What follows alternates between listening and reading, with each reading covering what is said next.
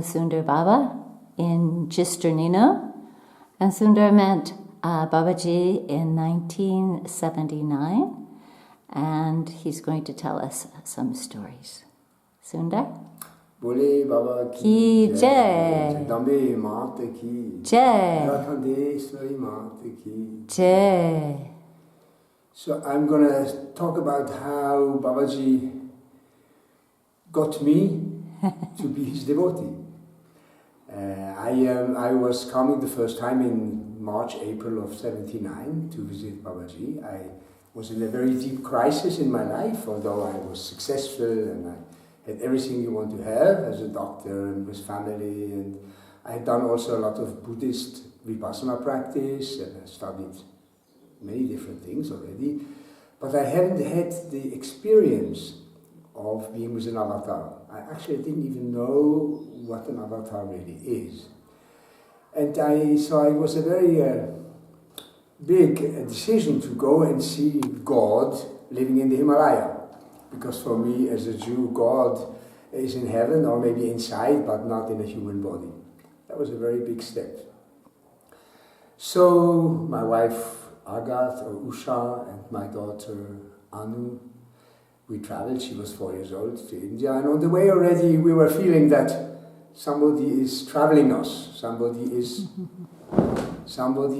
actually pulling us. And the closer I got to Haidakhan, the better I felt already, because I'd been feeling very, very bad.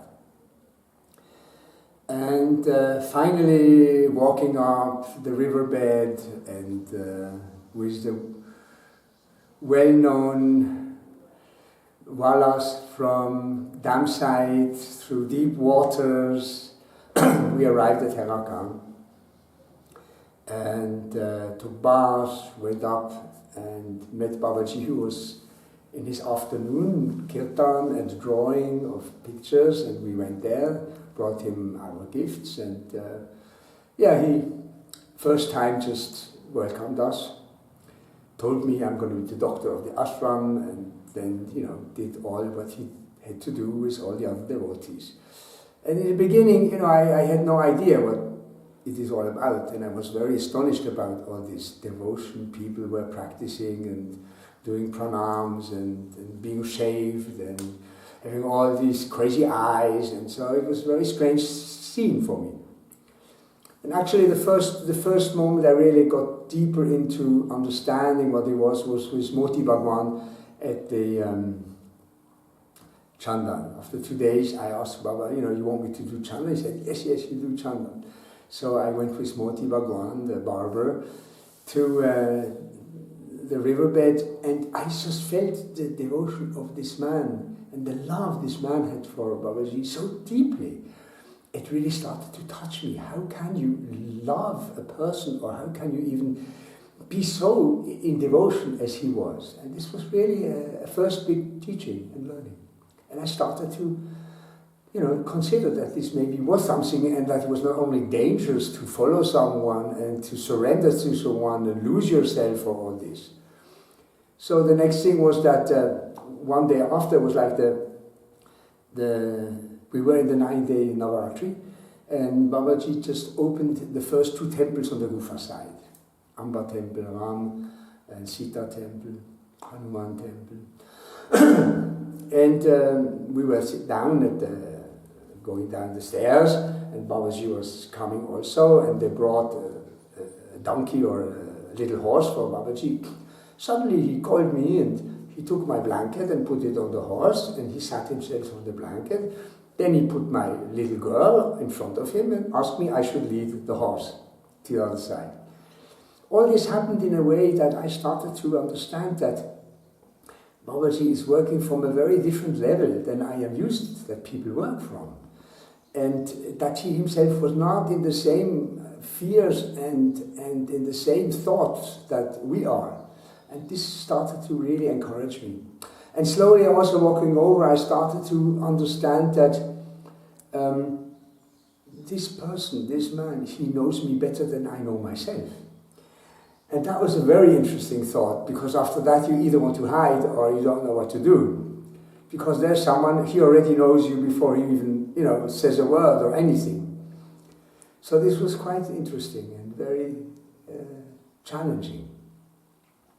We ended on the other side of at the Gufa, and the big yagya was going on, and I was really in the background because I had so much to digest already that moment, and the big pujas were going on for opening the 2 temples, and it took hours until we went back again to the ashram side, where Babaji again leaned at the wall, well known how he would put his hands behind his head, looking at the whole community if everybody was all right. And I was way back. Again, he picked on me.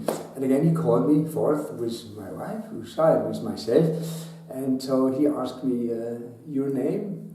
I said, my name is Robert. He said, you Baba name? I said, yes. And so he gave me my name, Sundar Singh Chauhan. He gave me this name, and he gave a name to my wife, Usha, and he gave a name to my daughter, who clearly denied the name. But the name was Anamika anyway, which means the one beyond name, so he already knew in the beginning how it would be. This was a very deep experience. This was like a next step of feeling understood. The name fit from the first moment. It was just like, oh, like, has that been my name forever? I didn't know the meaning yet at this point, but then slowly I got told that it meant beauty and that it was an attribute of Shiva, and so I thought, okay, something to work on, something to learn in my life. And this was like a next step of feeling part of the reality he is and he's created. And so I was already much more at home and part of it, but still, I had just arrived, and most people there had been there for such a long time and knew everything, what was going on.